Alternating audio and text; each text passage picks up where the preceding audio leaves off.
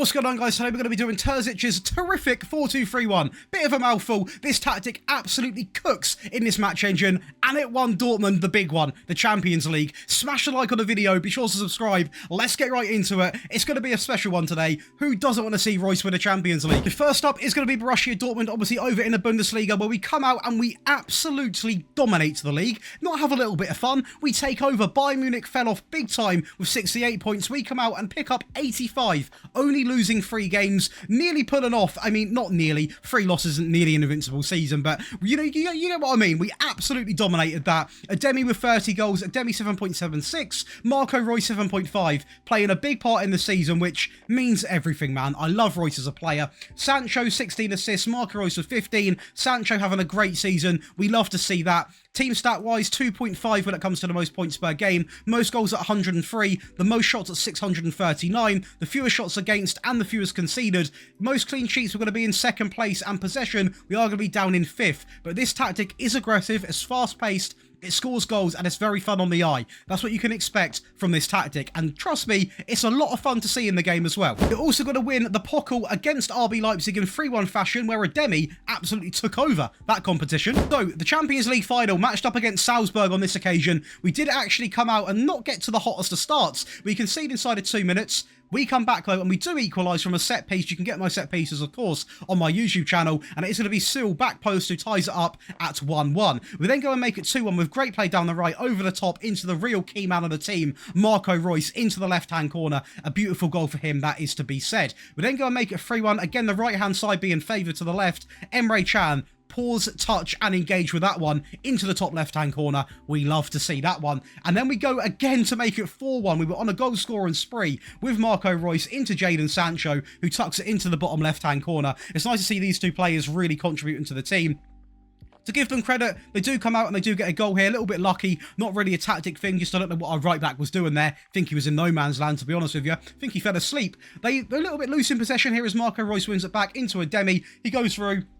He does what you expect, tucks it into the bottom right-hand corner, and this game just had endless goals as they bounce back with another goal to obviously get their 3rd goal of the game, and at this point this was to make it 5-3. I did now switch to the defensive variant to seal the game out, and we actually got another goal from a set piece to wrap it up 6-3. General performance-wise, of course, in the data hub, over 3 goals a game, only 0.62 conceded, over 18.7 shots a game, a great pass completion, and a really good tackle win ratio. Let me know what you think of these sort of not mished up videos, but like basically I want to try and start having a highlight merged in with the results so I don't go over the same results twice. Let me know what you think in the comments. I think it comes across better as a viewing perspective, but let me know. You know I take your criticism, your feedback, I take it very seriously. So do let me know in the comments. Hopefully you do like it. Then go and have literally the perfect season with RB Salzburg. 100% win rate on this bad boy. They are a very dominant team, so I'm not going to be too focused on this, but still a remarkable season, and I imagine the stats are going to be pretty incredible. Most points per game at 1.97,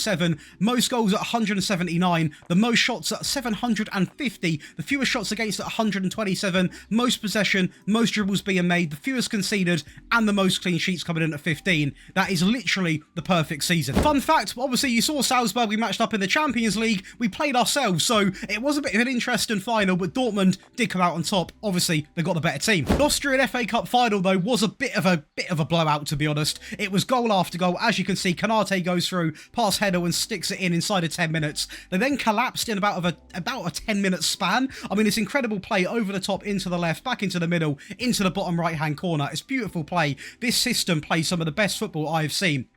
And I will say it right now, Bundesliga, Austrian League, it absolutely demolishes everyone. You can play it across the whole sort of Europe, everywhere, any country, but in them leagues, it was a real standout from what I've seen in the testing. And we were 4-0 up in the first half, and we come out and we score another 3 in the second half. Canate backstick into the... Honestly, this guy Ratkov, I've never even heard of him, I'll be honest, but he's scored endless goals for me in this competition. Dedic down the right, again, some real key players in this team. Ratkov again, he looks like Erling Haaland. Maybe it is the Erling Haaland, the regen. Actually, he might be older than Erling Haaland, I'm not too sure. But he was scoring goals for absolute fun, and Canate gets the last one in 7-0 fashion. And yeah, I mean, data hub-wise, we're looking at 5.59 goals a game. This tactic is outrageously attacking, I will say. 0.69 conceded, 23.4 4 shots a game, an 89% pass completion, and a 77% tackle win ratio. This tactic is nuts. Lastly, a bit of fun in the Turkish league with Besiktas, obviously in a mix with Galatasaray and Fenerbahce to win this title. We come out and only lose 2 games. We didn't really have any standout players apart from a cheeky Oxlade-Chamberlain getting the highest average rating of anybody in the league, keeping the most clean sheets as well. Team stat-wise, we are going to be seeing most points per game, most goals, most shots, fewest shots against, the most dribbles, the most clean sheets, and the fewest conceded as well.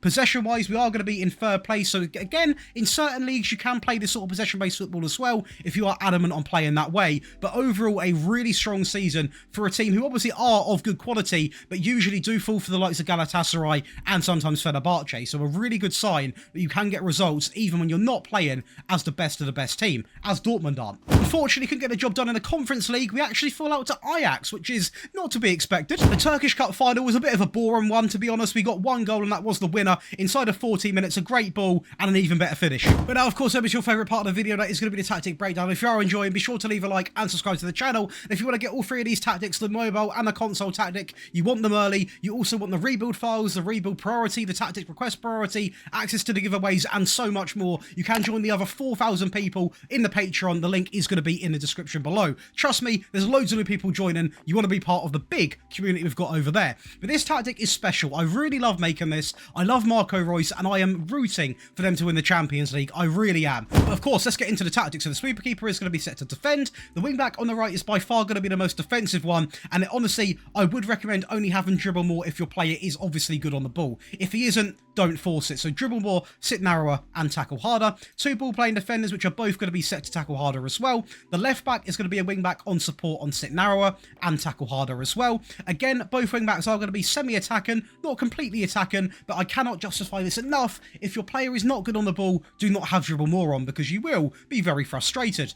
A ball and midfield player comes in on defend simply on the default. The reason why he's on the default is because he's already got 5 instructions. He doesn't need any for the sake of it, so he's simply going to be on defend, doing his job, picking up the ball, winning the ball back, as it says in the title. Next to him is going to be a box-to-box, simply on support, with Mark Titer on. A very good option in this 4-2-3-1, because you saw it in the highlights. We sometimes had that extra man going up the pitch, but going back, we obviously had the option when it comes to defending. So it's very important you have a box-to-box in this team, because it does just help the overall performance of the team. The left winger is going to be an inside forward on attack, on sit narrower, and of course, tackle harder. And on the right is going to be a winger, simply set to tackle harder as well. So it's a nice mix in between options you get. You get a winger who's obviously going to stay wider. Then on the left, you've got one that is going to cut inside and have all sorts of fun running at the back line. In the mid, we've got an advanced playmaker on attack, on roam from position, move into the channels, and of course, tackle harder. And lastly, we've got that advanced forward on attack, on dribble more, and shoot more often. Now, I will say, if you're not playing with sort of short, nippy strikers with great dribbling, what you can do is you can remove dribble more on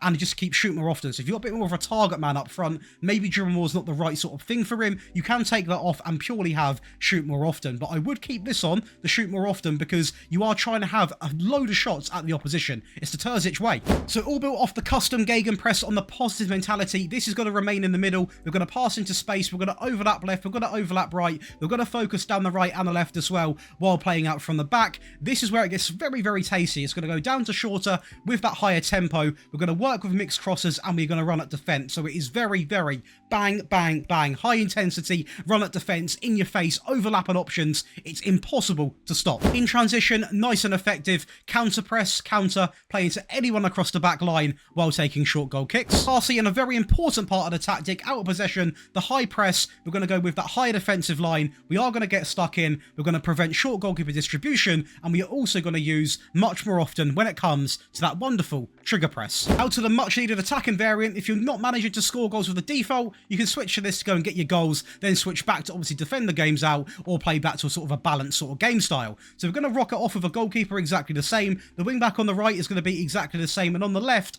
also exactly the same. We didn't really need to alter these too much because they are quite attacking naturally anyway.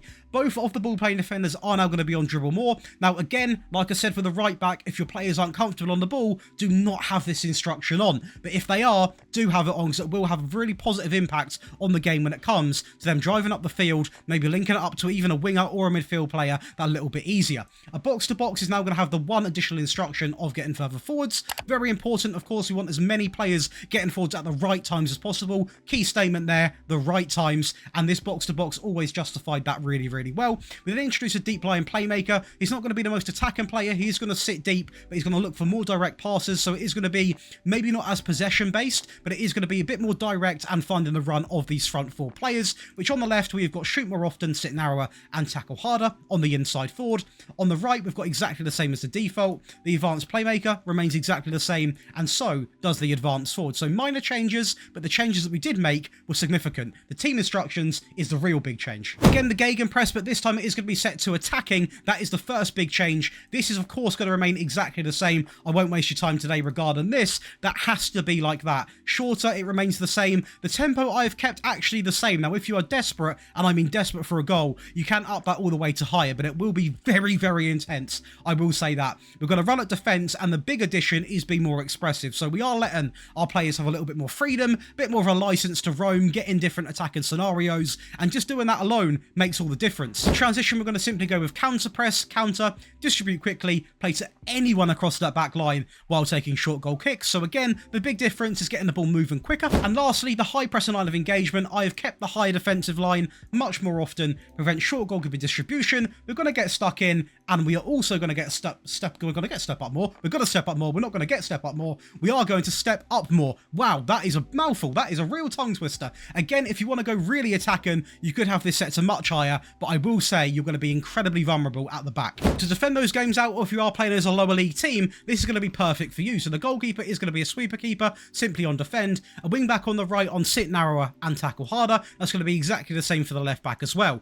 Two ball-playing defenders, both on tackle harder, and what you're going to see now is you're going to have quite a narrow back line, wing-backs that aren't going to be as attacking, and to be honest, it suits a real lower league team really, really, really well, or to defend games out as a big team. A ball in midfield player comes in, again, on pass at shorter, so one additional instruction compared to the default. A box-to-box is going to be on support, on pass at shorter as well. The winger on the right on support, on pass at shorter and tackle harder. The inside forward on the left on support, on pass at shorter. The advanced playmaker in the middle on support, on pass at shorter.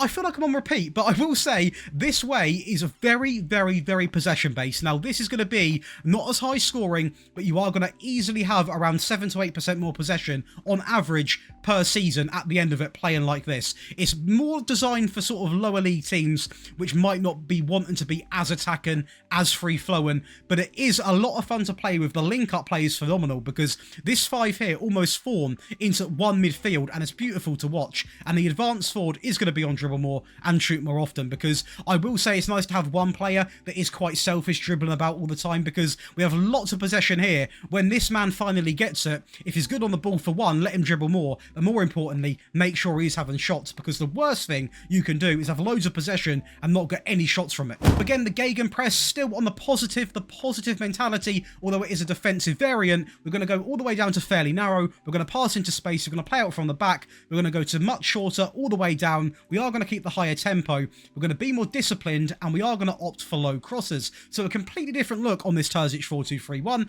Much more possession based now. The tempo does remain the same. Not as overlapping, not as wing heavy. Very, very much hold on to the ball, wait for the right opportunity, and when we do, let the striker rip. Transition, a lot less to talk about, but still very much needed. Fullbacks, centre backs, taking short goal kicks, and we are going to counter press. Everything else is going to be left blank. With a big change in the tactic, we are going to have the high pressing line. This is going to be maxed out to much more often, but we are going to keep the standard line when it comes to the defensive side, and that is going to give you 3 variants of the Terzic attack, and the Terzic defense. Honestly, I'm loving watching this Dortmund team play. I hope they win the Champions League. Leave a like on the video right now if you have enjoyed the tactic. Be sure to subscribe as well, turn on the notification bell. It is completely free. And once again, if you want to get all these perks, I believe there's actually about 13, you can come over to the Patreon in the description. There's so much going on, including a £250 prize equivalent. So you can come over, get involved. Any paid tier can enter. So it is a real good team to be a part of. But I'll see you in the next one. Enjoy the rest of your day.